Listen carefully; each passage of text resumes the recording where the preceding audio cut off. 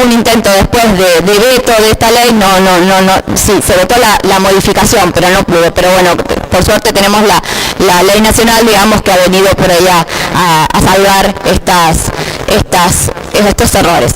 Pero lo que empezó también a pasar es que yo decía hoy, ¿por qué nos interesamos en este tema? Porque nuestros pacientes, nosotros que somos psiquiatras, aparecen con consultas y nos traen este frasquito a la consulta.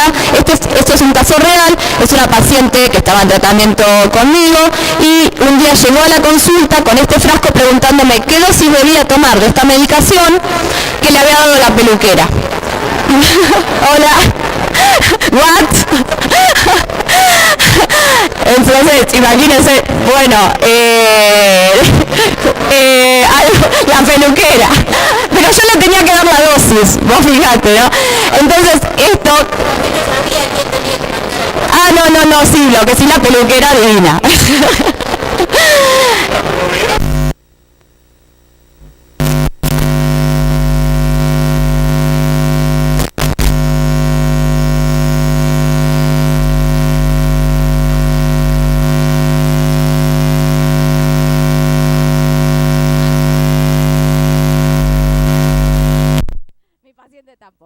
Entonces decía que lo primero que tenemos que hacer es diferenciar el uso recreativo del uso medicinal.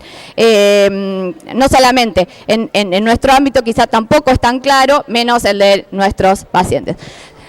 Quizás en esta charla estamos llegando un poco tarde, porque sabemos que en la historia mundial, los usos de la marihuana históricamente empezó, digamos, originariamente en el continente indostánico, luego se distribuyó por todo Asia, luego de África y América. Pero en toda esta historia, que está citada en innumerables citas, en cuestiones artísticas y demás, ya hay citas de que ha sido utilizada con fines mágicos, con fines medicinales, con fines recreativos, lo cual hoy en el 2018 estar en un congreso de APSA hablando de esto parece hasta anacrónico, pero sin embargo creo que es una necesidad.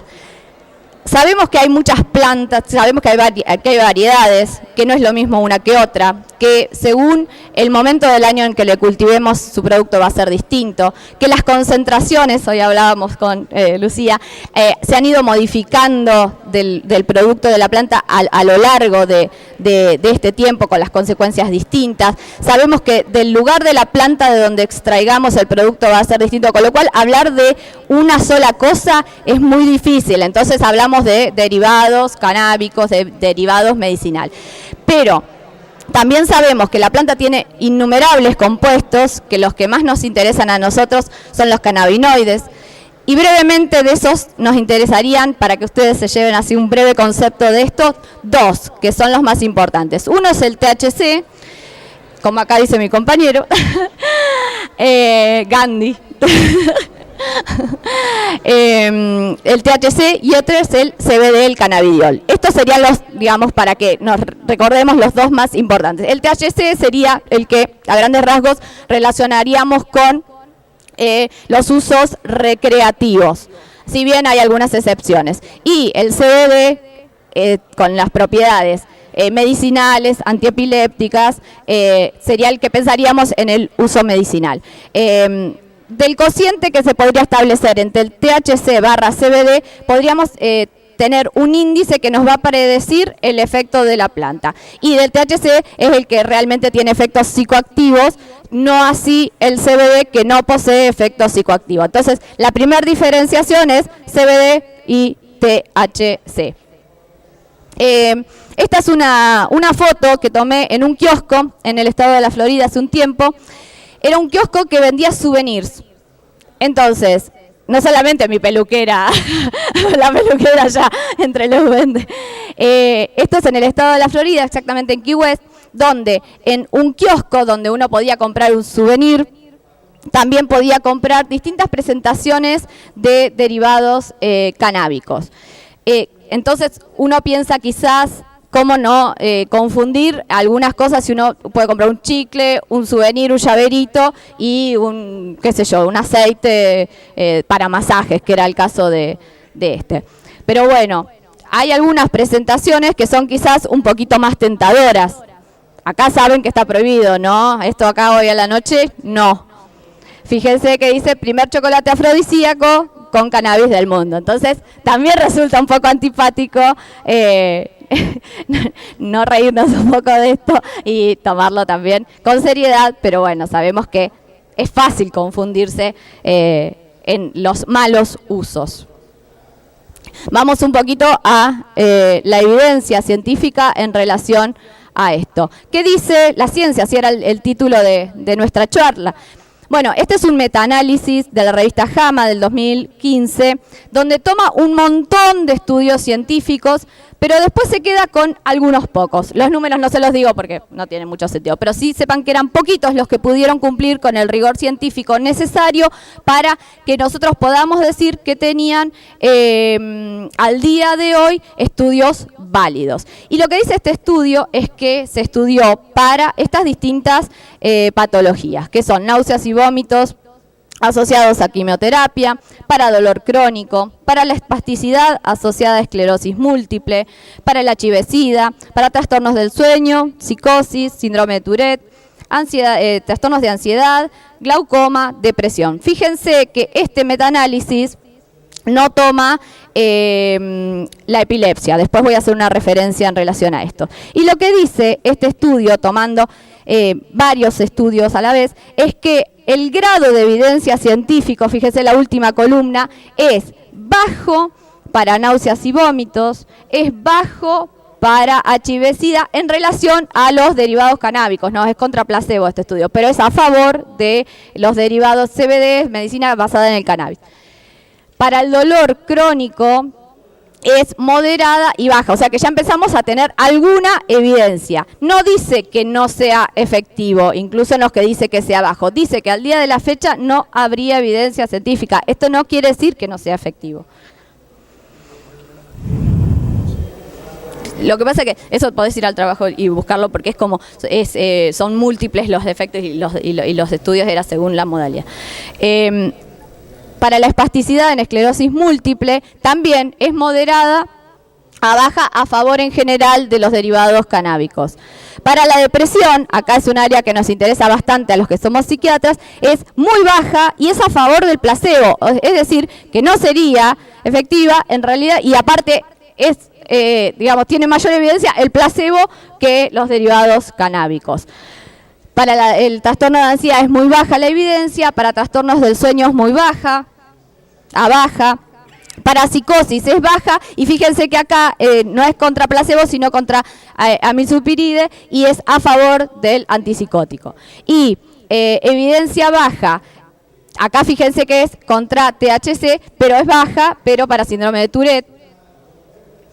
Entonces, yo después de leer este estudio dije, ¿qué pasa con la epilepsia? Bueno, lo que pasaba en este estudio es que lo que consideraba era que al día de realizar ese metaanálisis no habían estudios lo suficientemente serios, con buen peso y de evidencia científica que pudieran dar cuenta según los parámetros que había tomado este metaanálisis de JAMA. Pero si bien uno tampoco puede desconocer que la epilepsia es una de las indicaciones, incluso la más frecuente que tenemos al día de la fecha, bueno, hay algunos otros estudios que sí dan cuenta que podría ser efectivo en el tratamiento de algunos pacientes, pero que al día de hoy la data en humanos es limitada y hay muy pocos estudios contra placebo. Este es un estudio muy nuevito del 2018 del European Journal, que brevemente lo que les dice es que hay evidencia científica al día de la fecha para náuseas y vómitos asociados a quimioterapia, para espasticidad en esclerosis múltiple y para dolor. Esas serían las tres indicaciones donde concluyentemente, este también es un metaanálisis, toman estas tres indicaciones como no las que haya, sino los estudios al día de hoy son con mayor peso científico. Entonces ya hablamos de las indicaciones.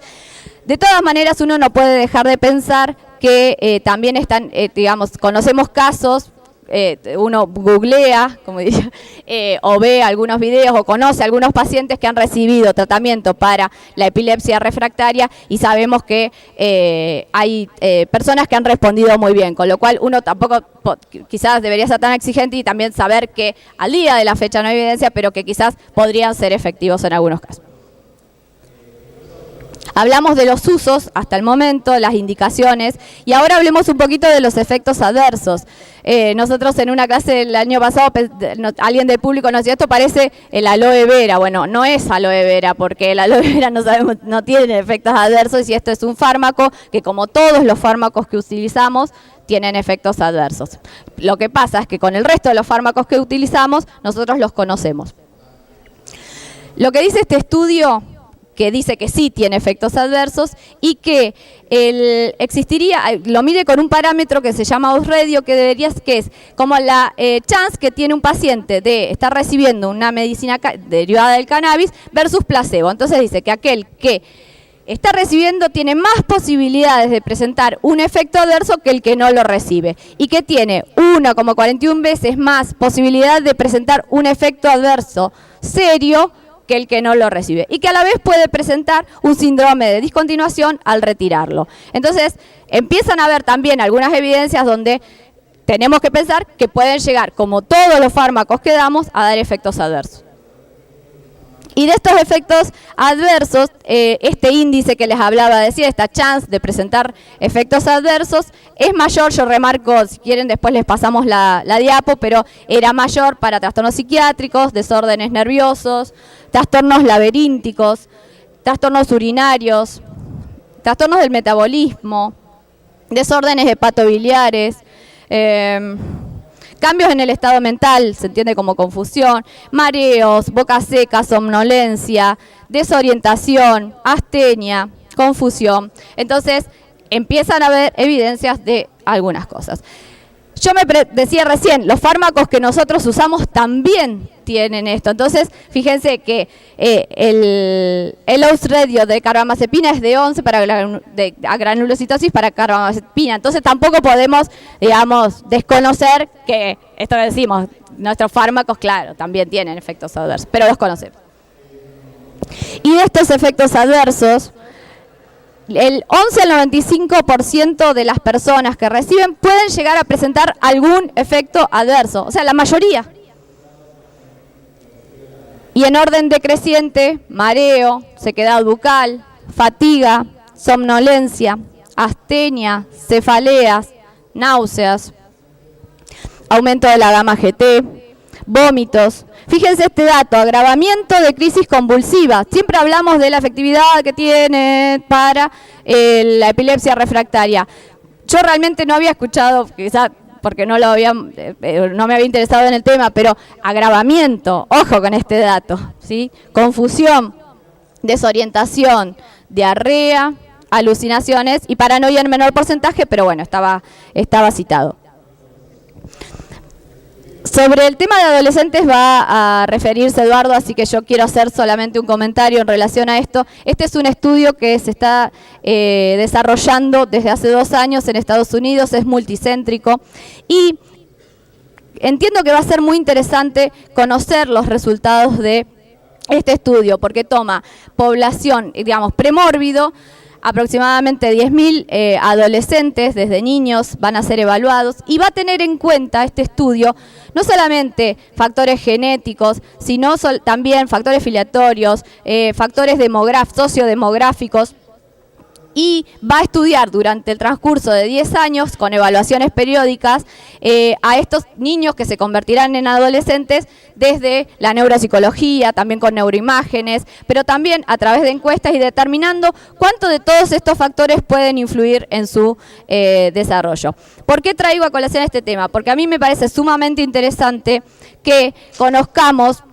Decía que era multicéntrico, y entonces va a hacer un estudio que va a estar evaluado en distintos lugares de Estados Unidos donde las legislaciones son distintas en cuanto a los usos medicinales y por otro lado recreativos. Entonces, esto nos va a dar cuenta de cuánto tiene o cuánto influye en el desarrollo futuro de un adolescente, de un cerebro adolescente, el vivir en un estado donde el uso es legal o no en relación a lo recreativo, o también de lo medicinal y la correlación que van a establecerse entre estos dos factores. Bueno, este estudio también va a hablar de ya termino, de otros, decía, de biomarcadores, también de la enfermedad premórbida, y esto, para los que definimos políticas públicas, como Mabel del Órfano que está acá, nos va a ser muy interesante conocer estos datos para que hablemos con un basamento de cómo tenemos que hacer las regulaciones en nuestros lugares.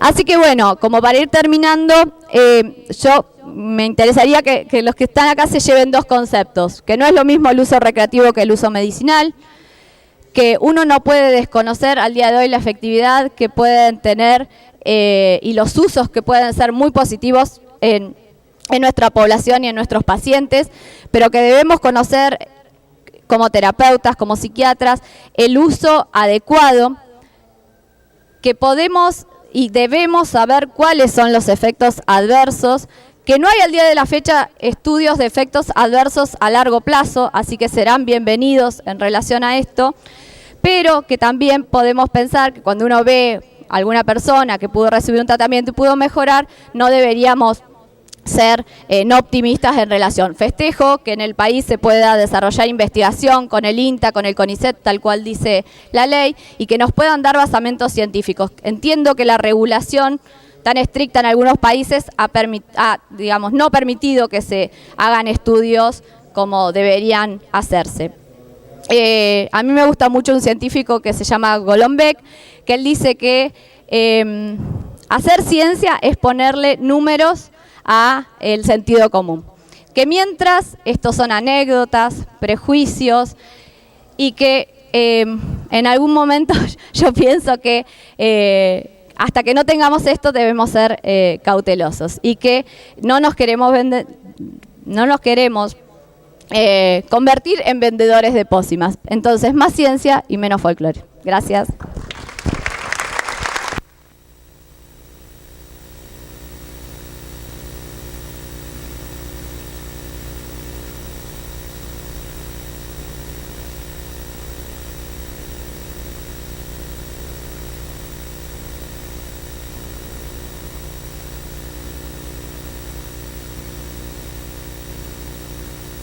Hola. A ver, vamos a poner el timer. Bien. Bueno, yo soy Ulises Loskin, trabajo en la policía y como soy policía soy bastante botón. Y ya que Cora les habló de lo poco bueno que puede ser el cannabis, yo les voy a hablar de lo muy malo que es, básicamente. Y después va a venir Eduardo y les va a hablar de la mejor parte, básicamente, que es las cuestiones en relación a la adolescencia y etcétera. Bueno, a ver, un segundo. Ah, gracias. Ahí está. De acá, ¿no, Edu? Esto lo vamos a sacar. Lo primero de todo, la FDA no quiere saber casi nada en relación a la cuestión del cannabis. Dice, nosotros no nos involucramos en garantizar la seguridad de la marihuana en cuanto a preparados de marihuana existen, se consumen o se venden libremente. No se inspecciona ni certifica por lo que es, o sea, por lo que es imposible evaluar la seguridad para la ingestión. Esto es lo que ellos argumentan. ¿Por qué? Porque dice que puede haber insecticidas, químicos o un montón de otras cosas. Hola, ¿me escuchan? Ah, perdón. Les decía que la FDA, en lo que es relación de hierbas y preparados de hierbas, no interviene. Bien, justamente por esto, porque no pueden garantizar la seguridad de los componentes que están evaluando o que tienen. Bien. Por ejemplo, lo que sucede con un cannabis sintético que anda dando vuelta en Estados Unidos, que es el K2 o Spice, que justamente no proviene de la planta de cannabis y que es una mezcla de hierbas rociadas con un preparado sintético similar al THC y que tiene una toxicidad elevada y produce unos cuadros psicóticos muy interesantes que generan gastos en salud sumamente altos. Los efectos de lo que va a producir el cannabis, ya sea fumado o ingerido, van a depender de esto. Esto es farmacología básica o toxicología básica, de la dosis, de las características personales de la persona, del peso, el sexo, la edad, bien, de la cantidad y la frecuencia, la vía de administración y la experiencia del usuario, junto además al uso de otras drogas. Son todos factores que tenemos que evaluar a la hora de que tengamos una persona que venga y nos pregunte, doctor, ¿yo puedo consumir aceite de cannabis? Bueno, perfecto. ¿Y usted qué está consumiendo además? Bien, no solo con el aceite de cannabis, sino con un montón, con cualquier droga que demos. Tener en cuenta lo siguiente, cuando estemos frente a un paciente o a alguna persona que nos consulte al respecto de esto es, bueno, ¿cuántos años tiene? 19. Listo, no hay más nada que hablar. ¿Por qué? Porque el cerebro se termina de desarrollar a los 25 años. Entonces nosotros no le vamos a hablar de una sustancia que sabemos produce daño y afecta al neurodesarrollo a una persona que aún no ha terminado su neurodesarrollo. Bien, porque le estaríamos quitando chances. Entonces, un cerebro de un adolescente es un cerebro mucho más vulnerable que el de un adulto, bien, en relación al consumo de cannabis. Bien. Ahí están dibujados justamente en el sistema límbico y a la parte del cerebelo las porciones del cerebro donde hay mayor cantidad de receptores de cannabis y que van a ser las áreas más afectadas. Las dificultades que pueden llegar a empezar a tener o que suelen aparecer comúnmente pueden ser las dificultades en la realización de tareas complejas, las dificultades en adquirir nuevas habilidades, en la alerta, en la atención y principalmente al afectarse la capacidad de toma de decisiones, lo que vamos a tener son personas que empiezan a decidir erróneamente o a decidir de forma menos asertiva. Y personas que deciden de forma menos asertiva son personas que suelen ser menos funcionales en lo que es el contexto social, que es lo que siempre nosotros tenemos que ver. Y como todo esto está sustentado principalmente por bibliografía americana, no se olviden que la bibliografía americana es netamente economicista, y eso no está mal. Porque ellos, basan un montón de cosas en relación a los gastos que le va a generar a futuro.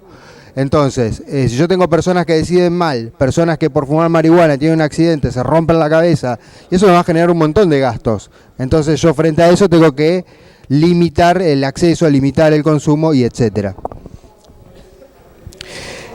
Interrumpe la coordinación y por lo tanto va a interrumpir el aprendizaje y la realización de tareas complicadas. De vuelta. El tema de los vehículos, esto ya más o menos lo dije, y esto es importante porque el cannabis altera los procesos de consolidación de la memoria y los procesos de adquisición de memoria,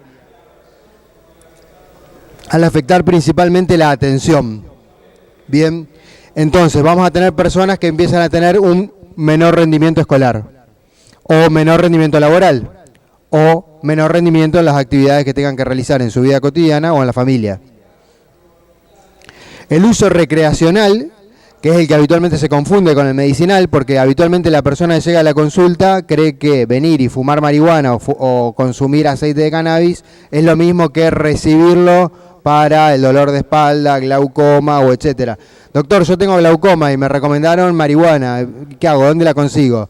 Bueno, entonces va al dealer de la esquina, le compra marihuana y se la pone a fumar, y eso no tiene nada que ver con el uso medicinal.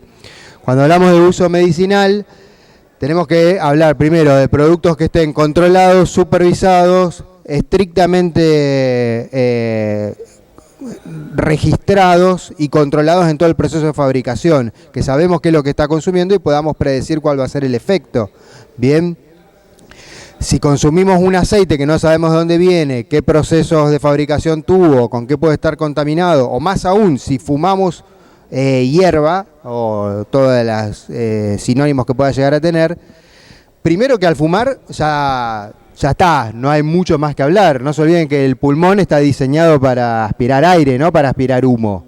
Bien, entonces los órganos blancos en los que nosotros vamos a decir el cannabis afecta principalmente el cerebro, los pulmones, el corazón, van a ser los que vamos a charlar. Pero ya al hablar de fumar con los pulmones ya no hay mucho más que hablar. Si una persona, no, yo fumo marihuana porque tengo dolor incontrolable. Bueno, si estás fumando, quizás te calme el dolor, pero te estás reventando los pulmones por otro lado.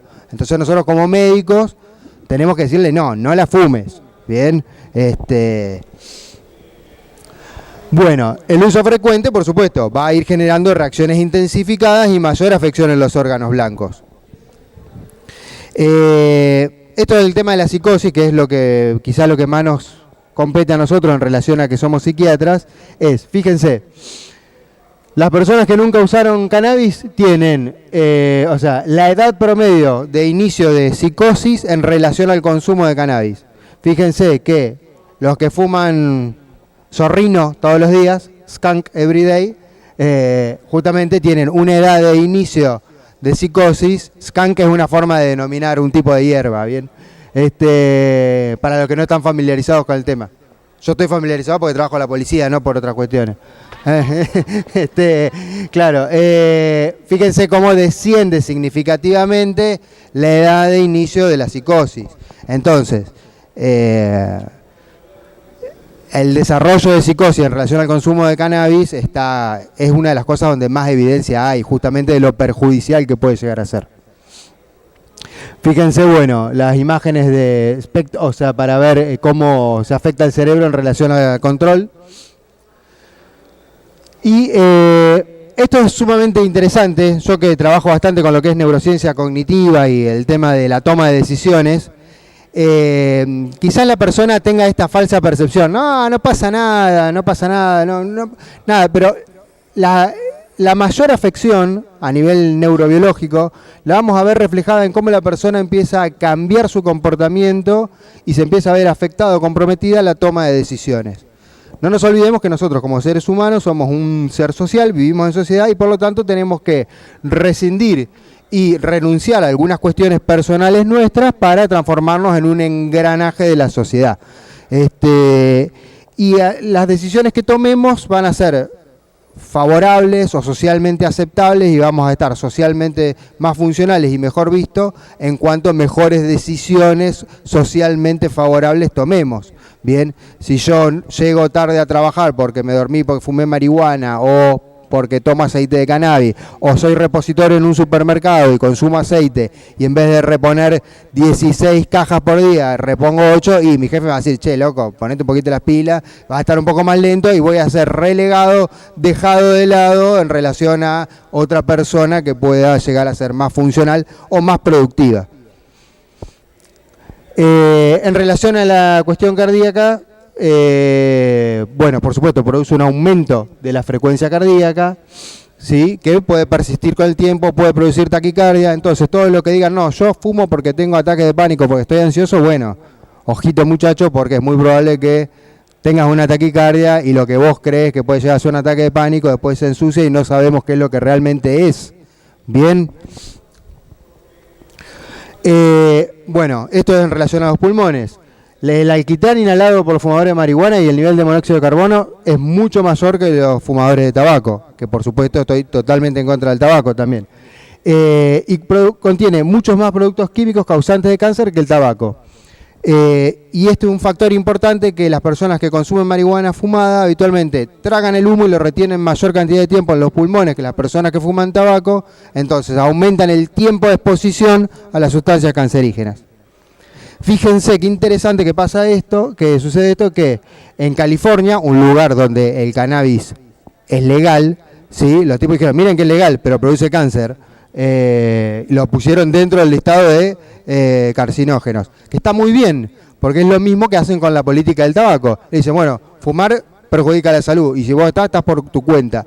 El paso siguiente económico es decir, bueno, vos hiciste esto por tu cuenta, yo no te voy a cubrir si soy tu seguro de salud. Seguramente es hacia donde se llegue. Estudios recientes han demostrado un vínculo entre el uso frecuente de marihuana y la aparición de cáncer testicular en relación al alquitrán y tantos otros productos químicos. Bueno, y esto es muy interesante. ¿Qué pasa con los padres que fuman marihuana? Fíjense qué interesante. Suelen estar más volcados a sus vivencias internas, menos atentos a las necesidades de los hijos o los bebés. Entonces son niños que demandan a sus padres, los padres no responden, y entonces, a ver, el chico, un estímulo frente a la ausencia de respuesta frente a ese estímulo, neurobiológicamente, ¿qué va a hacer ese cerebro? Dice, ya está, ¿para qué voy a seguir estimulando si no me dan bola? Entonces son chicos que se empiezan a retraer y generan trastorno, o sea, el trastorno producido por el consumo de cannabis es transgeneracional sin que necesariamente el niño esté consumiendo, y tiene que ver con esto, con los déficits atencionales de los padres hacia los hijos. Bien, esto es algo a lo que se está prestando muchísima atención hoy en día, porque era algo que estaba por fuera de las consideraciones clínicas habituales. Bien. Y esto para los que mamá cultiva, la cantidad de enemigos que me estoy ganando seguro, pero no tiene... nada, cultiven marihuana tranquilo en su casa, total, exponen a los chicos a la luz ultravioleta, lo exponen a los fertilizantes, lo exponen a un montón de cosas que no suelen ser para nada riesgosas, ¿no? En broma. Pero bueno, nada, mamá cultiva, si quieren cultivar, cultiven brotes de soja dentro del refrigerador, pero no cannabis. Bueno, la educación, está el tema adolescente y lo demás. Y el tema de la percepción de riesgo. Con esto termino. Y la típica pregunta, frente a un adolescente que nos encontramos en el consultorio, no pasa nada, ¿cuántos se matan tomando alcohol?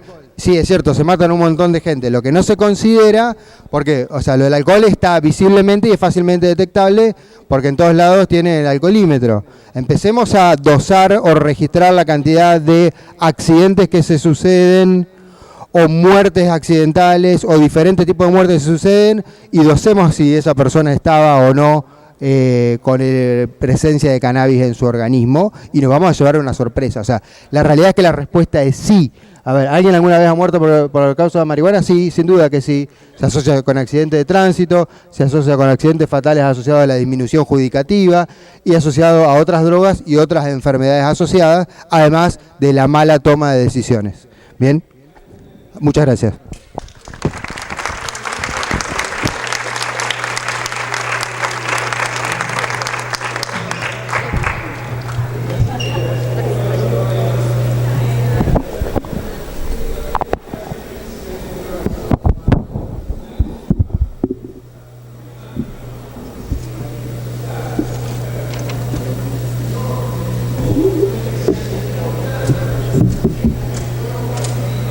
Esperen que me mude. Sí.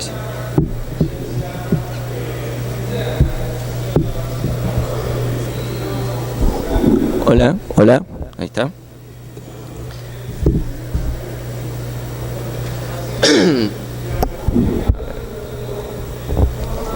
No, yo lo paso. Bueno, yo estoy acá por algo mucho más personal, más personal, mezquino y menos loable que lo de mis compañeros. Mi objetivo es nada más que ustedes me ayuden a que mis hijos no consuman marihuana y no tengan problemas producto de consumir marihuana. Hola, bien cerca, bien. El consumo de marihuana en adolescentes no es inocuo, ¿sí? Repito, el consumo de marihuana en adolescentes, con lo que sabemos hoy, no es inocuo. Estos son mis hijos. Uma, que tiene 11, Dante, que tiene 9, Lisa, que tiene 7, y Chloe, que tiene 5. Son muchos, a veces no me acuerdo quién es quién. Sin su ayuda, probablemente uno de los 4 tenga alguna consecuencia negativa por el consumo de marihuana. Ya que estamos, ¿sí? Y abusando ya un poco de ustedes, les voy a pedir que ayuden también a los hijos de mis amigos para que podamos seguir disfrutando momentos como este, pues si mis hijos están bien y los de mis amigos no, se me va a complicar. Sin su ayuda, en este caso, de estos 10 chicos que ven ahí, 2 van a tener algún problema por el consumo de marihuana. Veamos qué es lo que está pasando. Nosotros somos de Chubut, en nuestra querida Argentina, dentro de esto en nuestra Patagonia, más específicamente en la provincia del Chubut.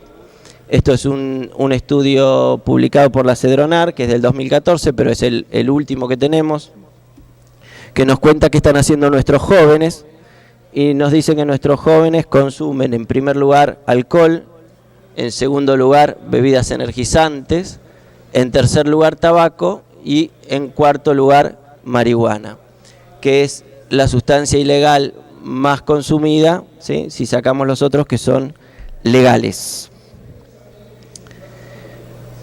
Según este estudio, ¿sí? Nos muestra una progresión y podemos ver lo que ha venido pasando desde el 2009 en adelante hasta el 2014. Y vemos que en el 2009, 2 chicos, que es la línea superior, la línea azul, de cada 10 habían consumido marihuana alguna vez en la vida. 1,5, si es que esto es posible, 1,5 niño de cada 10 había consumido en el último año y casi un niño en el último mes. Con el correr del tiempo y con los siguientes estudios vimos de nuevo estos números y vemos que para allá, para el 2014, todo va aumentando y tenemos que casi 3 niños ya consumieron marihuana en algún momento de la vida, son niños en edad escolar, 2 consumieron en el último año y un poquito más de 1 en el último mes. Con perdón, si hay alguna estadista acá que se tape los ojos, porque voy a hacer una aberración estadística, pero a mí me interesa solamente saber qué va a pasar con mis hijos, y son todavía un poco chicos. Entonces hice una progresión y me fui hasta el 2029, y la cuenta me da que todo empeora un poco más. Ya más de 3 chicos van a ser los que van a haber consumido alguna vez en su vida, más de 2 en algún momento en el último año y más de 2 también en el último mes, ¿sí? Con estos datos mi grupo de amigos ya queda así, ¿sí? Con una hojita para el que consumió alguna vez, 2 hojitas para el que lo hizo en el último año y 3 para el que lo hizo en el último mes. Bien, quiere decir que 3 de estos 10 niños no van a haber tenido contacto con marihuana, el resto sí. ¿Qué pasa si nos metemos con los chicos cuando no son tan chiquitos, cuando ya tienen 17 años o más? ¿Sí? Vemos que todo aumenta bastante, ya son 4 los que consumieron alguna vez en la vida, 3 los que consumieron en el último año y 2 los que consumieron en el último mes. Volviendo a la misma aberración estadística, vemos que para el 2029, cuando mi pequeña Chloe tenga 16, 17 años, el 38%, o sea, 4 de cada 10 niños va a haber consumido marihuana en el último mes. Serían mucho más los que habrán consumido en el último año y, por supuesto, muchos más los que habrán consumido alguna vez. Con lo cual, el grupo ya queda así, ¿sí? Ya no se salva ninguno, porque ya el 100%, según mi estadística, va a haber tenido contacto con la marihuana. Recordemos que hay varios estudios serios que dicen que el 9% de las personas que consumen pueden tener un problema de dependencia y que si nos vamos a los adolescentes, este número asciende a 17%. Si el 100% consume, el 17% de nuestros adolescentes en el 2029 puede tener un problema de dependencia. Estamos hablando de algo complicado. Hasta acá un panorama del pasado reciente, presente y un futuro un poco mío imaginario, pero que puede llegar a pasar. Que así no sea exactamente, se ve que vamos a tener un gran contacto, los chicos van a tener un gran contacto con la marihuana en el futuro. Me pasa, y me imagino ustedes también, muchas veces encontrarnos con adolescentes, sea en la práctica clínica o sea en la vida diaria, que son consumidores, que tienen un discurso armado bastante sólido, entre comillas, hablar al respecto, tratar de convencerlos de que bueno, puede tener algunos aspectos negativos, incluso a veces de que algunas de las cosas por las que nos están consultando pueden tener relación con el consumo de marihuana, y que después de hablar con nosotros se vayan no solo sin haber cambiado un ápice lo que pensaban sobre el consumo de marihuana, sino además diciendo, mira, si no me pudo convencer, es que y refuerzan su idea sobre el consumo. Yo no les voy a hacer un análisis pormenorizado de toda la evidencia que hay. Eso, si quieren, al final nos escriben un mail y a todos les mandamos la evidencia que hemos ido recolectando. Tampoco voy a desmenuzar todo ese discurso que les digo, pero sí algunas partecitas que me parecen importantes para poder argumentar, y por lo menos que de 10 pibes que veamos, si hasta ahora 10 se me escapaban tal cual, bueno, 2, dejarle alguna idea en la cabeza. Hay 2 estudios más de la Cedronar que están interesantes, los pueden encontrar, están todos en la web, que nos hablan y nos permiten meternos un poquito en la cabeza de los chicos, porque indagaron acerca de las razones para no consumir en los chicos que no consumen y las razones para consumir en los chicos que sí lo hacen. Los jóvenes que no consumen dicen que no consumen por 3 razones. Algunas razones relacionadas a la sustancia, ¿sí? Y vamos a tratar yo le voy a tratar de dejar alguna idea de por qué la sustancia puede no estar buena para ellos. Algunas relacionadas al contexto, que es que por su familia y por el contexto deciden no consumir, ahí es donde entran ustedes, que son mi contexto. Y algunas razones relacionadas con cuestiones personales con o sin fundamento. Pueden tener o no. Vamos a tratar de ir viendo algunas razones para que podamos modificar en esos 3 aspectos. Los que sí consumen refieren que consumen en primer lugar porque es de fácil acceso. En todos lados consumimos. ¿Por qué lo hacen? Porque le da placer. Ninguno dice que porque tiene glaucoma o epilepsia refractaria o cuestión por el estilo. Y en tercer lugar porque la percepción del riesgo es muy baja, ¿sí? Si no hay percepción de riesgo, está en todos lados, los demás lo hacen, hacerlo está ahí nomás, ¿sí? Esta es una tapa de la revista THC, la revista de la cultura canábica. Acá tengo varias después para leer y fumar. Son tapas muy elocuentes, muy atractivas para los adolescentes. No me quiero explayar con la revista, que no tengo nada ni contra la revista ni contra el director. Es cuasi genial la revista, cómo está pensada y las notas que tiene. Entre paréntesis, todos aportamos un poco a que la revista, que tiene muy buen papel, muy buena fotografía y todo, se edite, porque tiene propaganda oficial, publicidad oficial del Ministerio de Salud, del Gobierno de la Ciudad de Buenos Aires, etcétera. Con lo cual también eso al lado de una nota le otorga cierta validez, quiera uno o no. Bueno, acá vemos gente conocida, muy conocida, ¿sí? Acá hay una clara asociación del consumo de marihuana con el éxito. Son toda gente muy exitosa. También relacionada con la medicina, ¿sí? Con la salud. Hasta parece que en el embarazo es buena. Convengamos que la mayoría ve la tapa en el kiosco y sigue caminando, ¿sí? Pero la tapa queda. También se asocia con la libertad, con la filosofía, y ojalá fuese colega, un gran filósofo que admiro y que además acaba de dar una charla ayer, pero bueno, tiene esta tapa, hasta con nuestros próceres, ¿sí? Parece que Belgrano le daba a la marihuana. Bueno, yo voy a tomar el discurso del director de la revista THC, un poco como modelo del discurso que yo les hablo y que tienen los jóvenes muy metidos. Para eso tomé, no cualquier cosa, sino un reportaje que se le hizo en la revista Vertex en el año 2016, en un número especial dedicado a la marihuana, donde lo entrevistan.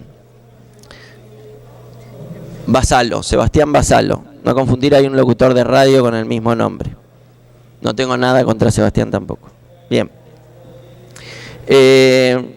En primer lugar, hay bastantes inconsistencias en lo que se refiere al nivel de exigencia, sean los artículos pro o contra el uso de la marihuana, ¿sí? Parece que si es un artículo randomizado, doble ciego, hecho por 500 expertos, si dice un dato en contra, es basura.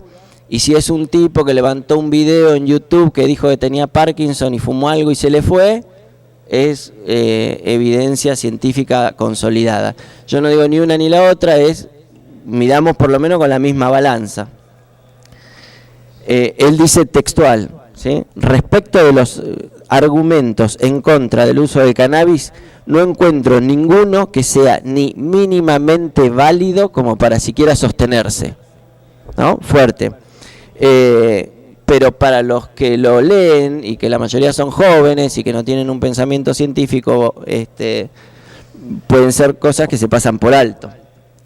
Otra inconsistencia, esta con respecto a los adolescentes, dice, les leo textual porque no quiero decir algo que no dijo: los adolescentes son una población de riesgo por los efectos que tiene el cannabis en personas que aún no tienen el cerebro formado y por los efectos que el cannabis tiene durante el periodo en el que causa efectos, a nivel pérdida de la memoria y disminución de los aprendizajes. Sigue: informar al adolescente de que el uso del cannabis no es algo recomendable antes de ir al colegio, porque no se puede retener los pensamientos aprendidos, sería una manera interesante de reducir los riesgos que el uso del cannabis puede traer en personas adolescentes. Esto de ya parece limitar un poco el tiempo de aprendizaje, de desarrollo del cerebro a la hora que el pibe está sentado en el pupitre, ¿no?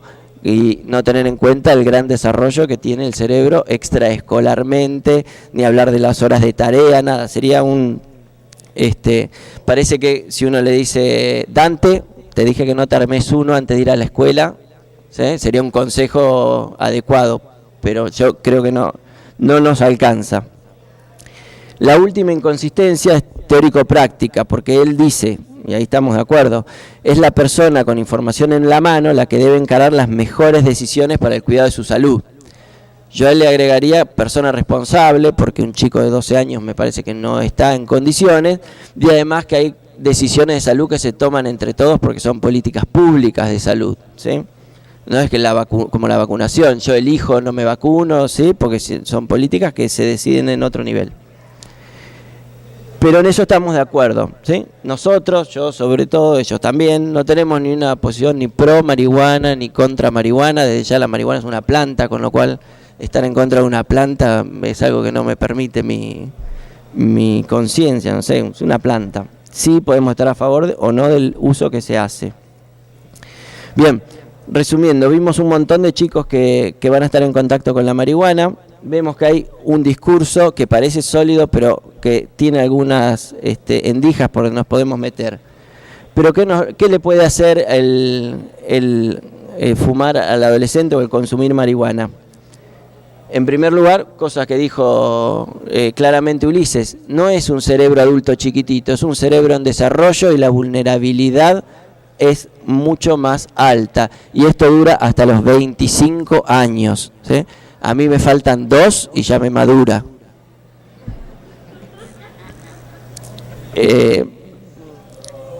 Hay un montón de evidencia, desde alteraciones del desarrollo, riesgos más de producir ansiedad, depresión, síndrome motivacional, etcétera. Pero yo les quiero mostrar este estudio que lo hacen unos canadienses que se ve que andan con bastante tiempo y no son muy improvisados. Se les ocurrió seguir a unas 1000 personas desde el momento del nacimiento y todavía la siguen, pero el estudio corta cuando tenían 38 años, ¿sí? En tiempo libre.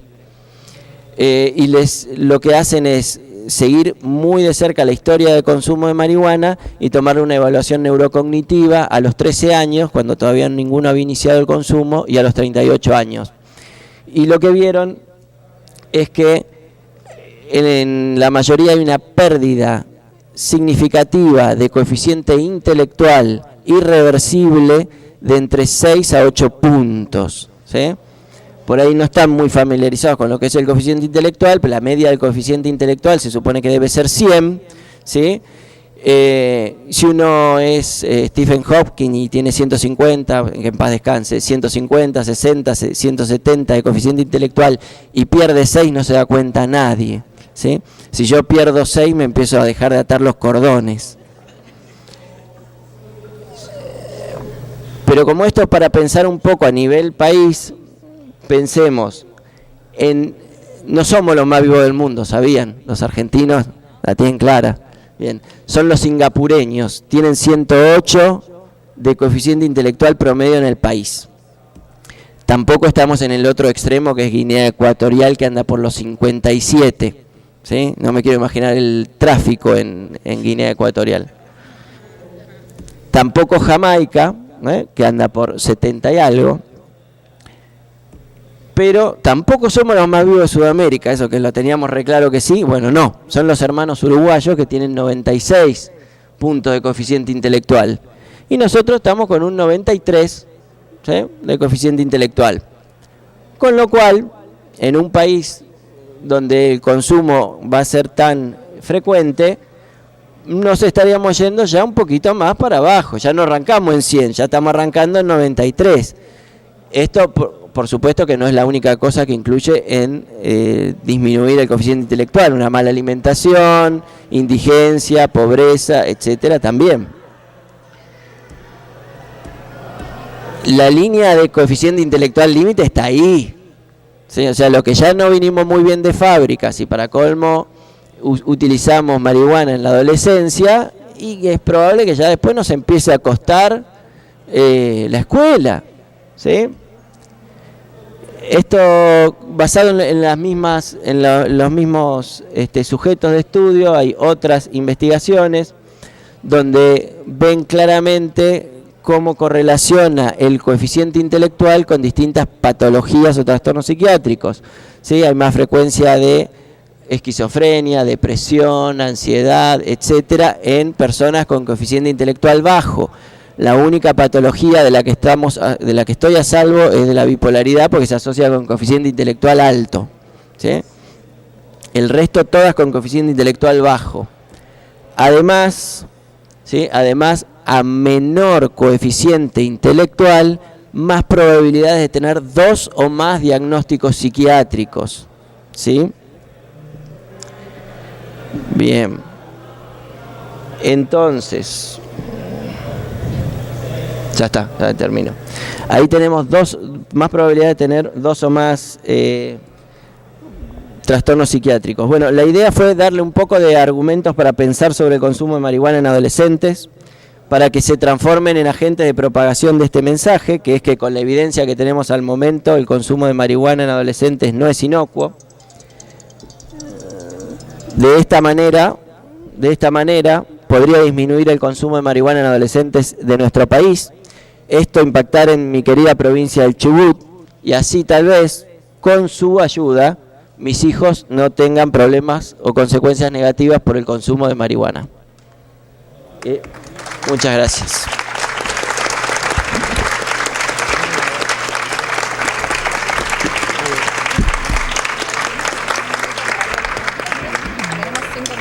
Queda 5 o 6 minutos para preguntitas. El que quiera preguntarle a los que saben, le pregunta. Chau.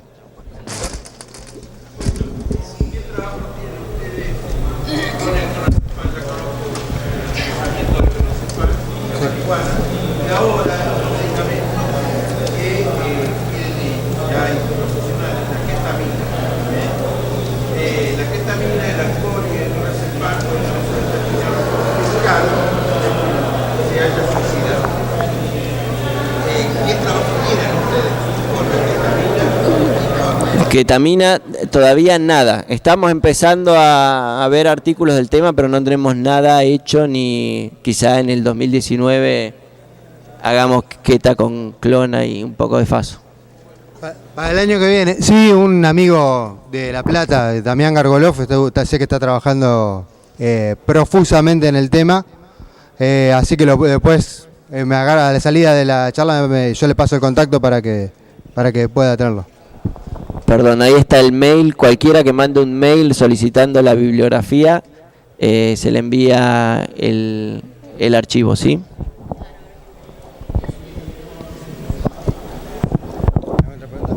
¿Alguna otra pregunta? Ah. La doctora de La Plata.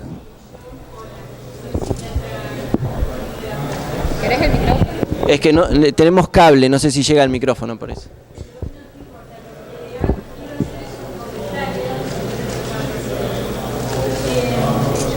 Mencionaban el tema del cannabis, El frasquito. de la pelotera. Lo que tenemos muchísimos problemas nosotros que nos encontramos es que en La Plata, las madres de los chicos con los tacos, cualquier cosa, el otro padre le digo y entonces se va prescribiendo de uno. Nadie sabe cómo está preparado, qué cosa.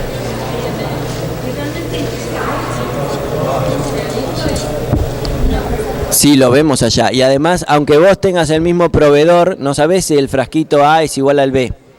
Así que la dosis del frasquito A que te hizo bien, no vas a saber si es la dosis del frasquito B. Totalmente de acuerdo. Sí. Lo que dice la doctora es cierto, por eso cualquiera que haya trabajado en investigación farmacológica, por ejemplo acá el doctor De Lucci, sabe lo riguroso que es el manejo de un producto, o sea, a la hora de un proceso de investigación. Yo en algún momento hice algo de investigación y los monitores de los laboratorios venían y nos retaban por la disposición que teníamos de los comprimidos. Nos decían, pero en este lugar no está en la temperatura adecuada, o el